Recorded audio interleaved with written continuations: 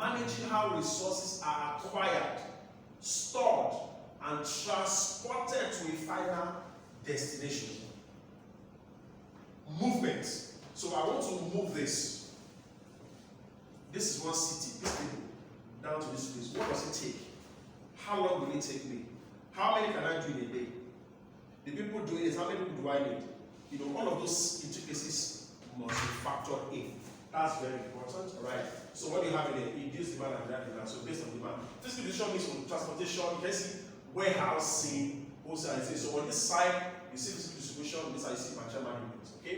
In today's high competitive global business scenario, organizations are compelled to find innovative ways to deliver value to their customer. The changing global market, we talked about the top leading e-commerce company in the world, right? Yes. Several e-commerce platforms. Yeah, now say it's the eBay, Amazon, Alibaba, AliExpress, you know, plenty of them, right? They are top logistic companies. Top global. In Nigeria, you can mention some. Nigeria? Junior. Correct. Okay? Kunga is not Udala. It's branded to Udala. Udala carries lots of them. But I did a mistake. It should have gone to eventually. Just do a platform. Because eventually it's a constant one. Okay? There's also having quality. So the changing global dynamics makes an organization compete with competitors in terms of product cost, quality, and services. This in turn has paved the way for it to develop a system that are more advanced as compared to traditional methods. So these are traditional methods. Over the last decade, the system has shifted its focus from a mere operational level to a corporate level. A growing need for effective logistic management that passes the whole organization, assists in cost reduction and enhances service delivery. You know this OP started in Dubai before Lagos State as a right? Oh, right. God bless you. All right. Which one I want again? There's Max.ng, right? There's Max.ng. There's GoCada. There's GoCada. Those are, you know, delivery, right? E-logistics, right? They have bikes. There's sedan cars. That's 4 tires cars. There's the bus, mini buses. You know, 1 ton and all that. You know, we start talking about flatbed or 15-ton covered bus and all that. Different height levels. Okay. All right. And they're all powered by technology. Somebody will speak to you because I tried to work for them for some time. You make a request on your phone. The stuff you want to carry is going to be with you here. You make a request, you download the app, put on your email and everything. You make a request. The phone rings just like Uber. They pick the request, come to your location, pick up the stuff. On that road, you have snapped everything you need. You know, the size, and they deliver it. Without even letting them back. They sign off. And they sign off. You know, it happens. I mean, this is technology. Anyway, let's move on from there. Alright, so let's go through this and see what happens. The history of logistics is murky and convoluted. However, with this overview, we hope you have an understanding on its evolution throughout humanity. So sit back, relax, and enjoy the story of logistics. The human race have relied on the movement and management of goods since ancient times.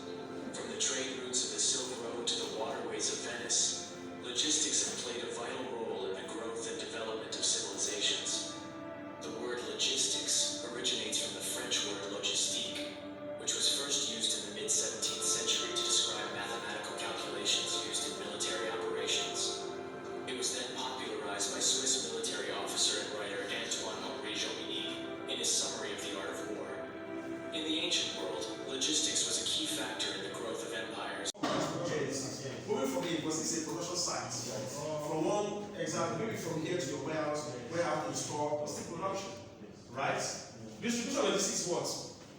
Alright? After sales logistics, what's after sales? So what is after sales? This is a phone, right? Boy, my phone. Alright? If anything goes bad on this phone, say the mouthpiece is bad, you take it to the service center, am I correct? Yeah. That thing they remove and put back, they are called after sales products, repairs. After sales, they have sold it.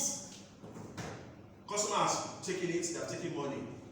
But there's something called after sales because transaction said that doesn't end at sales. If something goes back, you must be able to bring it back. So that's reverse. You can say that, yeah, it's reverse. You are bringing it back. Like I said, I talked about it the other time. It's reverse.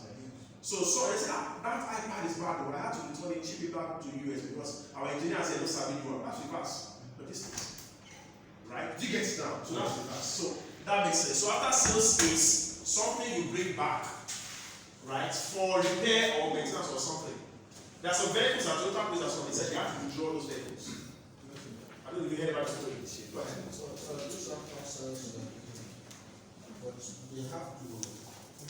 I think they'll get an agreement because not every product will bring from back to contract because if it is not in terms and condition of the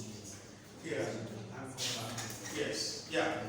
That's spot on. You're talking about the legal aspect, and that's spot on. That's part of the contract. So you see, there are some phones that are made for Nigeria. You see Android something, Samsung something. You now go online, you see Samsung FR2J. They will say Gambia market. They will say some for US market. They will say this one for North Korea market. Those kind of models you don't see in Nigeria. And because of that, the repairs of that phone, the parts, they will not bring it to Nigeria.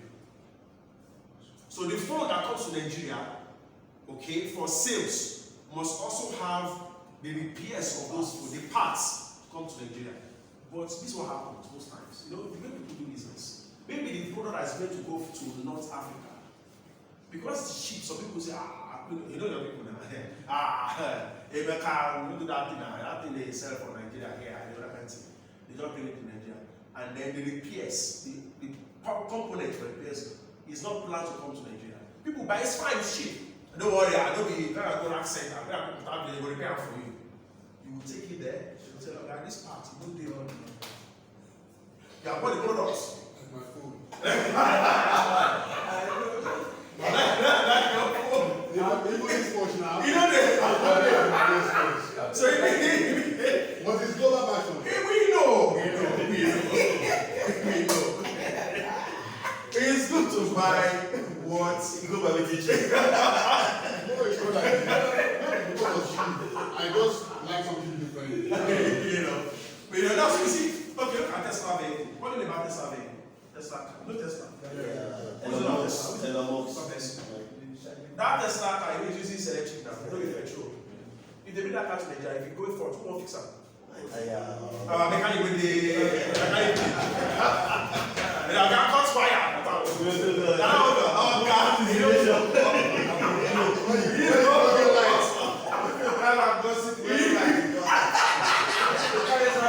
So the point I'm making is that for every product, there must be after sales.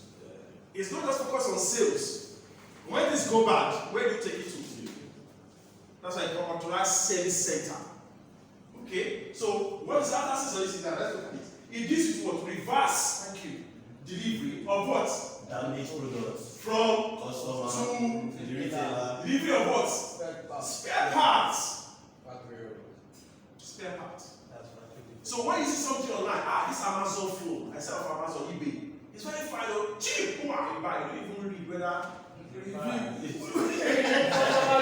whether it is something that can be repaired, anything goes wrong. In Nigeria, logistics. Please pay attention. Disposal of this